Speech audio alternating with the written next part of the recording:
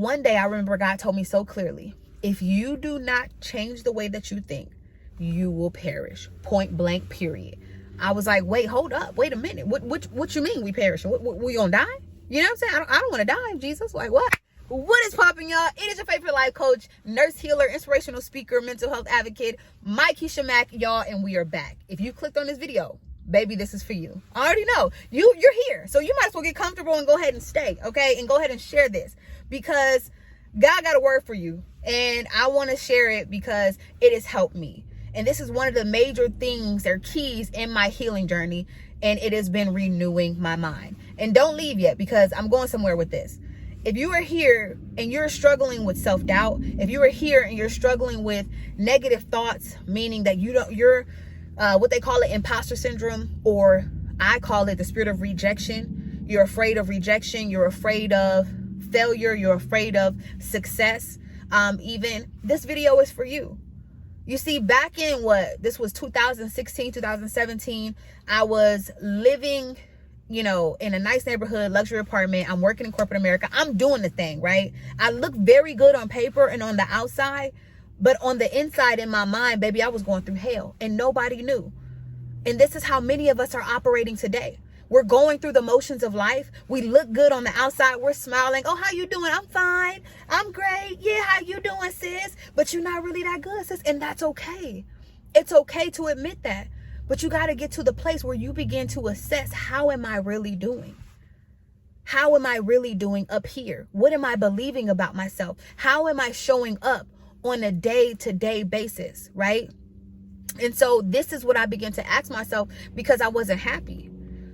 I was like, Lord, you said he who the Son sets free is free indeed. Well, why am I feeling like I'm in bondage, right? Why am I feeling like I am not free? Something is off. Baby, the math ain't mathing, right? So I began to question God because I was just going through a breakup. I was feeling inadequate at work. I was not liking myself. I didn't like the way that I look. It was just a lot happening. But I looked the part on the outside. I had to smile and all of that. Until one day I remember God told me so clearly, if you do not change the way that you think, you will perish. Point blank, period. I was like, wait, hold up. Wait a minute. What you mean we perish? We gonna die? You know what I'm saying? I don't want to die, Jesus. Like what? And he said, not even die physically, right? That is a possibility because I was having thoughts of suicide that nobody knew about back then also. But it was more so an impression of dying spiritually and emotionally and mentally, because I started thinking of giving up on God. I'm like, God, are you even real? Do you even hear me? We all get to those points and spaces where it's just like, where is God? Are you who you say you are? Why am I feeling this way? And I just began to having to question. And when he told me that, it just began to make so much sense. So I was like, okay, well, what do I do? And this is what I want y'all to take from this.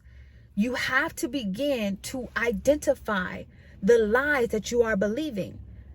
The enemy, if he can get you stuck in your head, sis, if he can get you stuck believing lies that you're not good enough, that you're not worthy, that you will never be this or that, then he got you right where he wants you. Why? Because when you believe a lie, you can never live out the truth. That's a bar. How deep is that, y'all? And this is why the Bible tells us in Romans 12:2, be ye transformed by the renewing of your mind, right? Because the enemy prowls around like a roaring lion seeking whom he may devour. And he knows that if he can get you up here, baby, he can get you on autopilot. If he can get you stuck believing lies from your childhood, believing that you're not good enough, believing that you're not worthy, believing all of these lies, then he can get you running on autopilot, that you will never truly live out your destiny because you don't believe you are who God says you are. God told you that you're the head and not the tail. God said that you're the lender and not the borrower. God said that you are above and not beneath. Come on, somebody, baby. And when you begin to believe those things, baby, you walk different. You talk different. You show up differently. So what is God saying? He's saying, stop believing the lies. Stop allowing lies to live in your mind rent free. Baby, you got to charge for this. You can't just live up here and it don't cost you nothing. And so it is time for us to step into the truth of who God called us to be. And if you are not a believer, You know, I advise you to get to know God, because you have to truly, in order to know, you know, the meaning of something, the purpose of something, baby, you got to ask the artist. You can't just go to, you know, a Honda creator and say, what did you, you know, mean by creating Tesla? What is the purpose of a Tesla? What is it all about? He knows some things based on what he heard and what he read about, but you got to go to the creator. And then in that same way, you got to go to the creator. And this is what I began to do when God gave me this, you know, this, he dropped the bomb on me, right? I'm like, okay, God, help me to believe in who you say I am. But I had to learn God in a new way. And I'm going to probably have a part 2 to this. But I had to learn God for who he was, and not in a way that I was trying to prove myself to him. If you know, you know. What do I mean? Because I grew up with a father who was very hard on us and who was very strict and disciplined, right? It almost felt like nothing was ever good enough. So when I became a Christian, I put that same mindset and those same thought processes on God. I projected my biological father and earthly father onto my heavenly father, but that's not who he was. So I was trying to prove myself to God, and it left me feeling exhausted, again, wanting to give up on God too, because I'm like, well, I'm not fit for this whole Christian thing. I obviously can't keep up. I'm not good enough for you. But he's like, who said that? I didn't say that. And this again, where the enemy got in my mind. The enemy wants to use the hurt from other people who hurt you to cause you to believe lies about yourself. So you got to begin to assess and identify what lies am I believing about myself? What lies am I believing about God? And what is the truth? If you need help with this, I got scriptures that you can use. I'll put the link down below. It's 21 scriptures based on your identity and promises in Christ.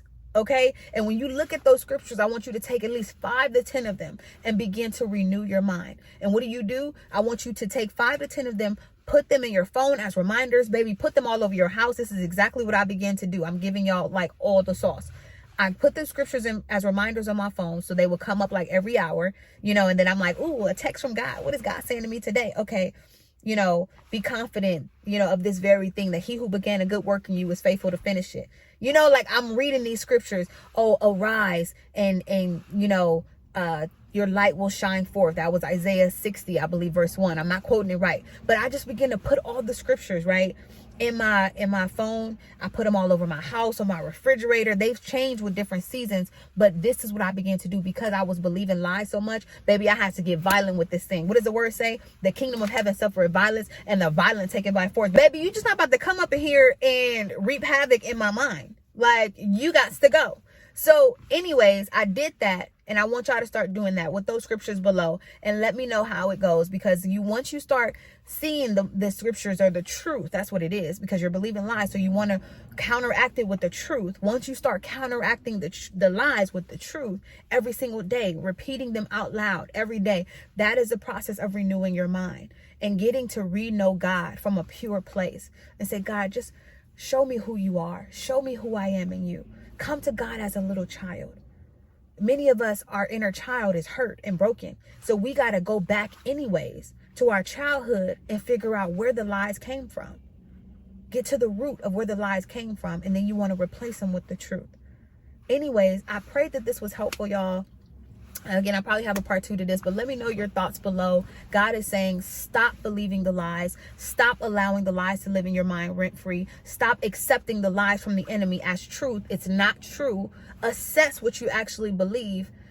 Get to the root. Replace it with the truth and begin to repeat and see the truth of who God says you are every single day. It's time to stop believing lies, and it's time to believe the truth of who God says you are. Because, baby, you bad. Anyways, until next time. Message by y'all.